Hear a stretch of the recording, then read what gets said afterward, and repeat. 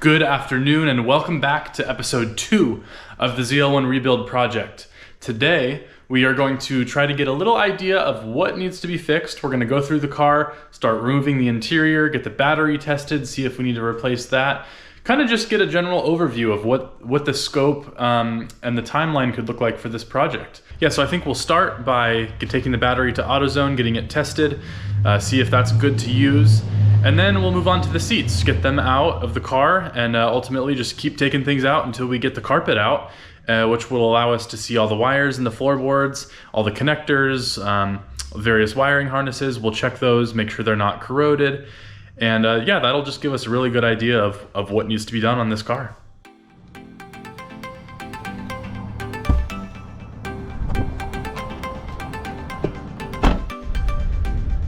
The wonderful AutoZone. Let's see what the deal is with this battery. Well, they gave it a clean bill of health. I'm not sure how advanced the battery tester they used is because he just said, oh, yep, it's 100% charged. So I'm hoping that means that it tests more than just the voltage, because I knew it showed good voltage because I had it on the battery tender for the last few weeks. But I guess for now that means we won't get a new battery and we'll just try to make do with the one that came with the car. All right, with that in mind, let's get this convertible top down to make accessing the interior a little bit easier. And let's start removing things.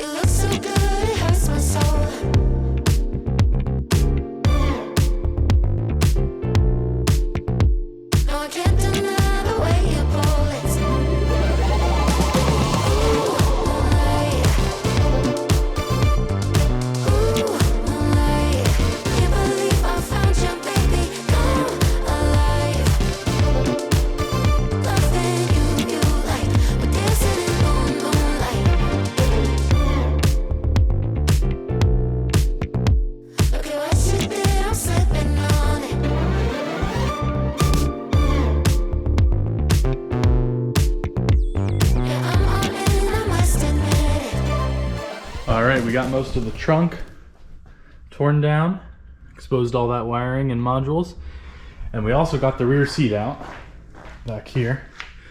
But there's an issue we're encountering here with the front seats because they're electric, and due to the water, the motor that slides them forward and back is not working, and they're too far back that we can't access the bolts in the back that we need to in order to get the seat out. So we're gonna have to do some creative problem solving and try to take apart the seat a little bit more inside the car before we take it out.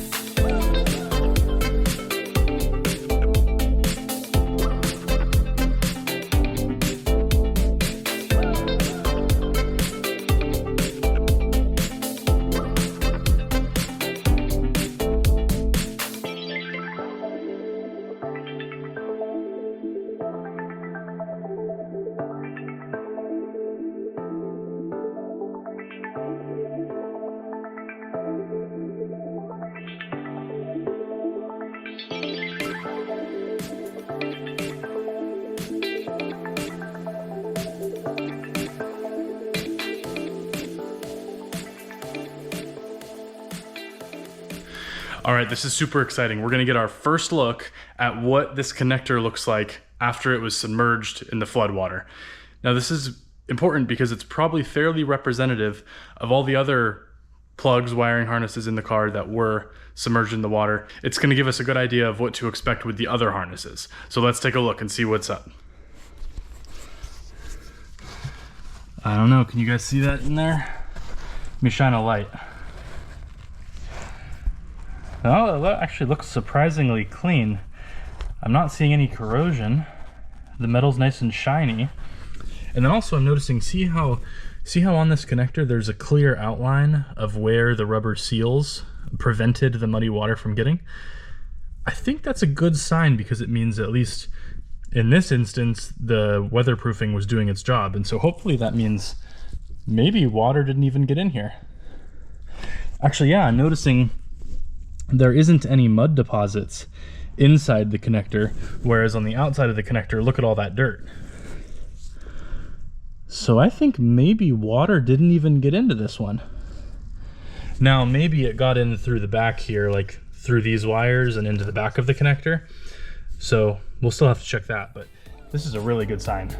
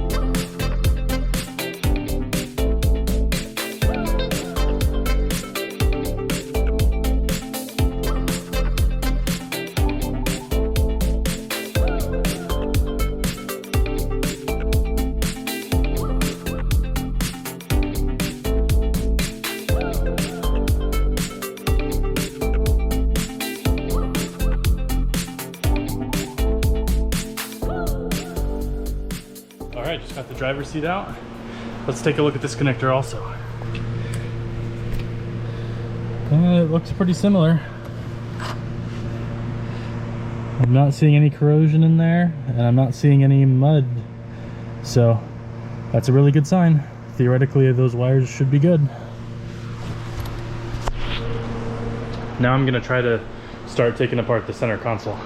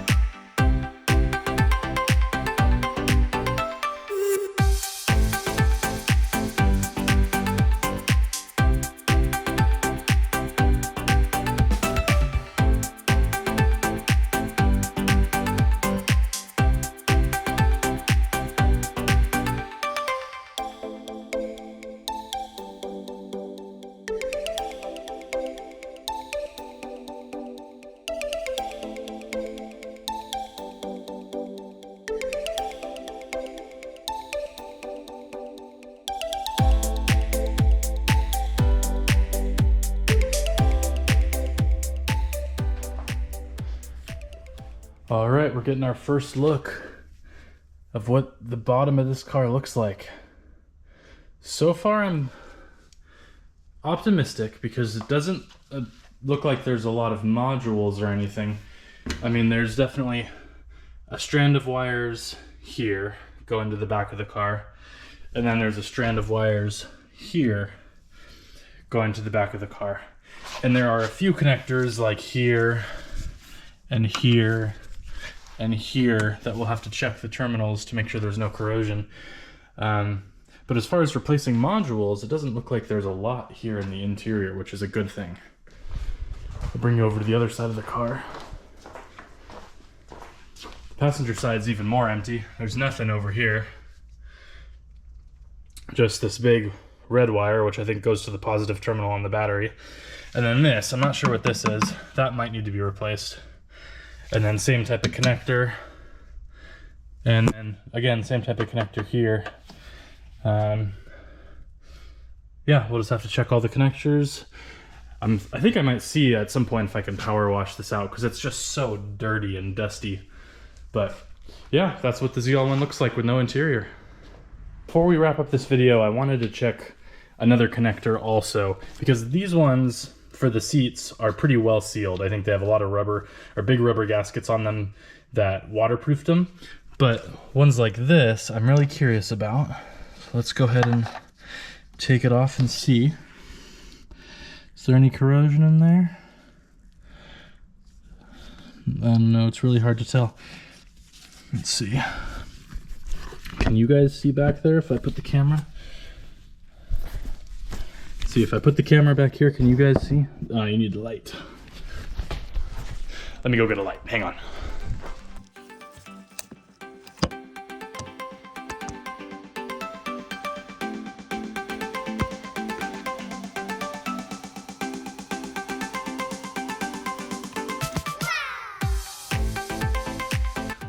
Alright, I hope you guys enjoyed episode 2 of the ZL1 rebuild project. You can look forward to episode 3 where I think we're gonna go ahead and try to clean up all this dust. We might power wash, we might scrub, we'll do anything we can to try to clean up this interior and remove all the signs that it was ever flooded. But with that, I think I'm gonna call it a night. It's been many hours here in the garage, so until next time, you guys.